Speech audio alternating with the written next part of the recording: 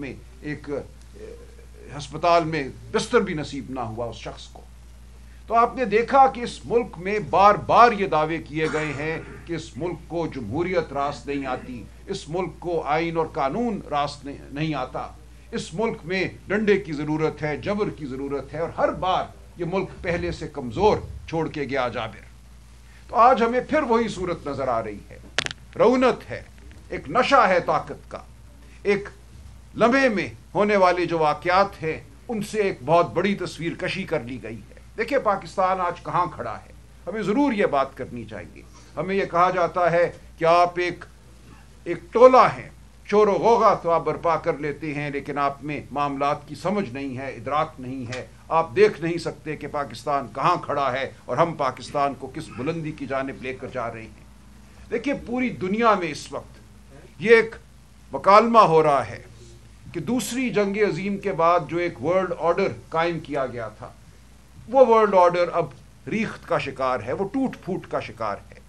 یہ ایک rules based world order تھا جس میں اقوام متحدہ کو ایک نمایاں رول حاصل تھا. اس میں مختلف ممالک ایک دوسرے کے ساتھ معاملہ کرتے تھے، جنرل اسمبلی، سیکورٹی کونسل کے ذریعے دیگر ادارے وجود میں آئے، ورلڈ ٹریڈ آرگنائزیشن وجود میں آئی، اور دیگر بہت سے، یونیسیف آیا، اس کے ذریعے ترقی کی بات ہوتی تھی. ایک ملٹی لیٹرلزم کا دور تھا.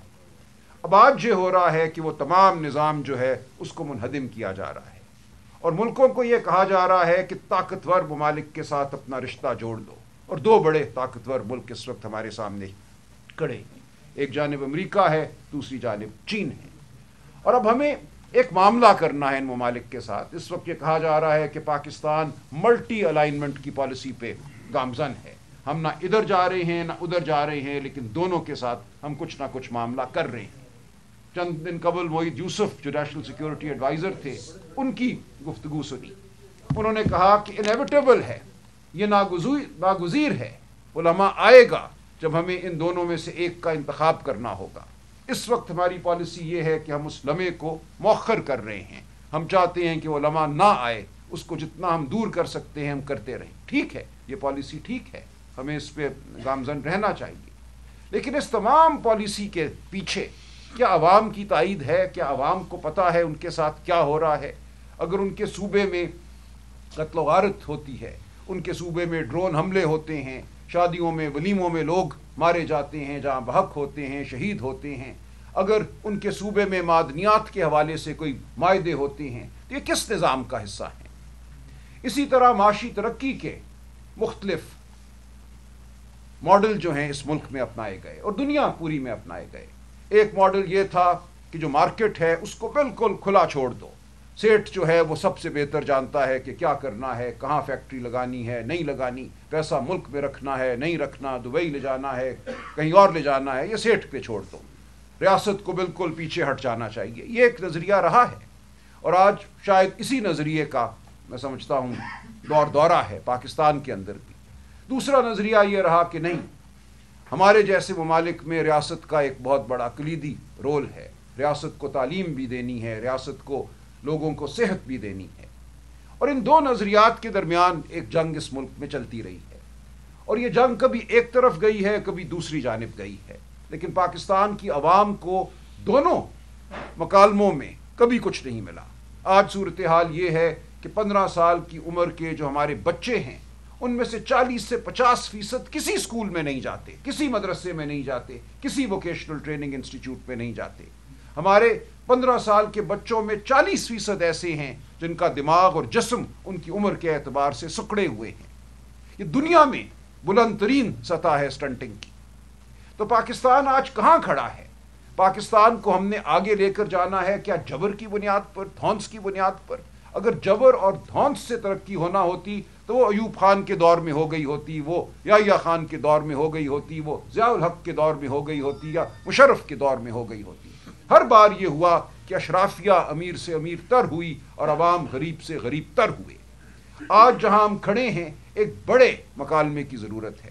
پاکستان کے عوام کو شامل کرنے کی ضرورت ہے اس مکالمے میں، ورنہ نتیجہ وہی ہوگا جو 1960 میں ہوا، یا 70 میں ہوا، یا 80 میں ہوا، یا 88 میں ہوا، یا 90 اور 2000 کی دہائیوں میں ہوا. کوئی تبدیلی نہیں ہوگی اور ہم پیچھے جائیں گے. آج ایسا حملہ کیا گیا ہے اس ملک میں آئین اور قانون پر جس کی مثال کسی مارشل لا کے بدترین دور میں بھی نہیں ملتی. جس طرح عدلیہ کو سرنگوں کیا گیا ہے، جس طرح ججوں کے اوپر تلوار لٹکائی گئی ہے. کسی بھی ہائی کورٹ کے جج کو اٹھا کر آپ ایک کورٹ سے دوسری کورٹ میں پھینک سکتے ہیں. آپ سپریم کورٹ سے خائف تھے تو آپ نے سپریم کورٹ کو منہدم کر دیا، اس کو ایک ذیلی عدالت بنا دیا، کیونکہ سپریم کورٹ آئین کی بات کرتی تھی. سپریم کورٹ نے ملٹری کورٹس کے خلاف فیصلہ دیا. سپریم کورٹ نے کہا کہ ایک بوٹ میں بیٹھا افسر سویلین کی ٹرائل نہیں کر سکتا، اس کو سزا نہیں دے سکتا. یہ پوری دنیا کا متفق کا فیصلہ ہے. پاکستان آج واحد ملک ہے جہاں ایک آئین ہے جو عدلیہ کی بات کرتا ہے، انسانی حقوق کی بات کرتا ہے، جس میں سویلین کا ٹرائل فوجی عدالتیں کر سکتی ہیں. کوئی اور ملک ایسا نہیں کرتا. افریقہ کا کوئی ملک ایسا نہیں کرتا. لاطینی امریکہ کا کوئی ملک یہ نہیں کرتا. ان ملکوں میں بھی شورش ہے، ان ملکوں میں بھی دہشت گردی ہے، لیکن کچھ اصول ہیں جو پوری دنیا نے اپنا لیے ہیں. پاکستان آج پوری دنیا سے پیچھے کھڑا ہے. جب ہمارے سپریم کورٹ نے کہا آپ یہ نہیں کر سکتے، آپ کا آئین تو حرمت انسان کی بات کرتا ہے، آپ کا آئین ایک آزاد عدلیہ کی بات کرتا ہے، کیسے ایک افسر آزاد عدلیہ کا نعم البدل ہو سکتا ہے؟ وہ ایک ماتحت افسر ہے. جب اس کے بالا افسر کہہ چکے کہ ان کو سزا دینی ہے تو اس کی کیا مجال کہ وہ ان کو سزا نہ دے. ہم سپریم کورٹ گئے یہ کہنے کہ 8 فروری 2024 کو پاکستان کی عوام نے ووٹ ڈالا تھا، پی ٹی آئی کے لیے ووٹ ڈالا تھا، عمران خان کے لیے ووٹ ڈالا تھا. اس ووٹ کے تقدس کا کچھ تو خیال کرو. ہم سے 100 سیٹیں چھین لی گئیں، لیکن جو چھوڑی ہیں ان کے تناسب سے ہمیں ریزروڈ سیٹس خواتین کی اور اقلیتوں کی، غیر مسلم دوستوں کی تو دو، اور سپریم کورٹ نے وہ نشستیں ہمیں دیں. اس کی پاداش میں سپریم کورٹ کو ایک ذیلی عدالت بنا دیا گیا. 26ویں ترمیم آئی، پھر 27ویں ترمیم آئی. آج اس ملک میں ایک زبابندی کا عالم ہے. آپ میں سے کوئی بھی کھل کے بات نہیں کر سکتا. بات کرے گا تو پیکا کے قوانین ہیں، جی آئی ٹیز بنیں گی، آپ کو 10 سال سزا ہو جائے گی. آج ایمان حاضر مزاری اور ہادی ان کے علی ان کے میاں ہمارے سامنے ایک مثال ہیں. وہ وکلاء ہیں جو حق کی بات کرتے ہیں، جو مظلوم کے ساتھ کھڑے ہوتے ہیں. ان کے ساتھ کیا ہو رہا ہے؟ تو یہ کسی کے ساتھ بھی ہو سکتا ہے. یہ پورے معاشرے کو اشارہ ہے کہ تم سب محکوم ہو، تمہاری زبان ہمارے قابو میں ہے، تمہارا ذہن ہمارے قابو میں ہے. اگر اپنے ذہن کو آواز دو گے اپنی زبان کے ذریعے تو ہم تمہیں پکڑ لیں گے اور ایک کال کوٹری میں ڈالیں گے. کیا پاکستان اس لیے بنا تھا؟ کیا یہ تھا علامہ اقبال کا خواب؟ کیا یہ تھا قائد اعظم کا نظریہ؟ قائد اعظم کی 20 تقاریر ہیں.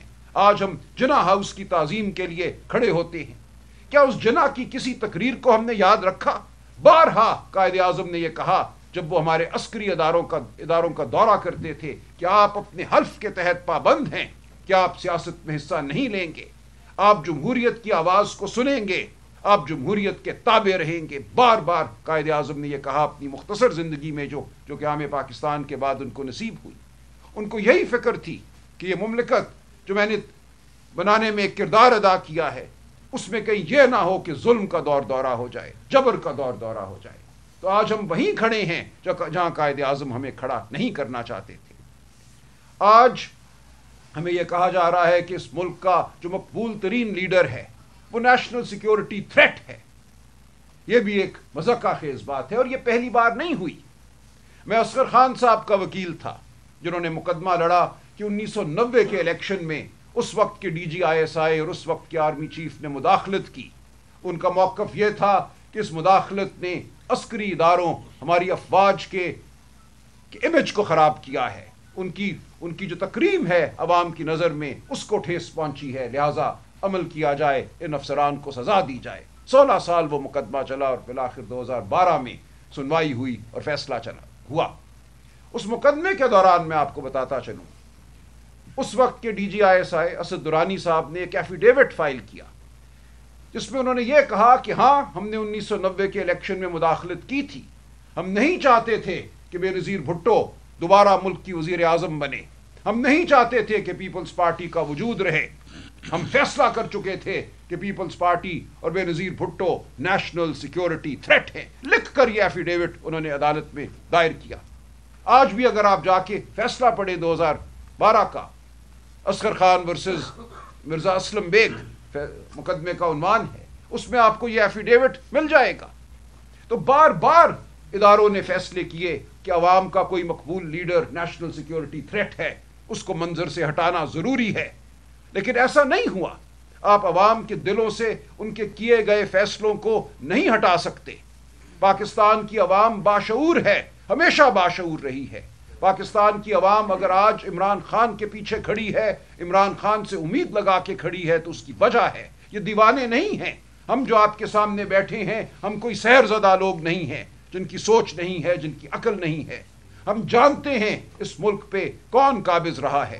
ہم جانتے ہیں کہ آج جو سیاسی جماعتیں جو ایک زمانے میں جمہوریت کا نام لیتی تھیں، وہ آج معتوب ہونے کے بعد مغلوب ہو چکی ہیں۔ انہوں نے سہا، بہت کچھ سہا، لیکن آج ان کے اندر وہ سخت باقی نہیں کہ وہ عوام کی بات کر سکے۔ وہ سر جھکائے نوکری کر رہی ہیں۔ پاکستان کی عوام جانتی ہے کہ ایک ہی پارٹی ہے اور ایک ہی شخص ہے، اور اس کے ساتھ اس کے اتحادی ہیں جو پاکستان کے عوام کی بات کرنے کی طاقت رکھتے ہیں، جو یہ کہہ سکتے ہیں کہ ہم نے پاکستان کی عوام کو نوکری دینی ہے، یہ ریاست کی ذمہ داری ہے کہ نوکری ملے۔ چند دن پہلے ہمارے آج کے وزیر خزانہ صاحب نے کہا کہ یہ ریاست کی ذمہ داری نہیں ہے کہ عوام کو نوکریاں دے۔ یہ افسوس کا مقام ہے۔ کیا ہے ترقی اگر آپ کو، آپ کے بچوں کو روزگار نہیں ملتی؟ تو کیا کروں میں اس ترقی کا جس سے کوئی سیٹ امیر سے امیر تر ہوتا ہے اور آپ کے گھر چولہا نہیں جلتا؟ تو ہم نے اس سیاست کو آگے لے کے چلنا ہے جو عوام دوست سیاست ہے، اور پاکستان کی عوام جانتی ہے وہ عوام دوست سیاست کون کر رہا ہے اور کون کرنے کی سخت رکھتا ہے۔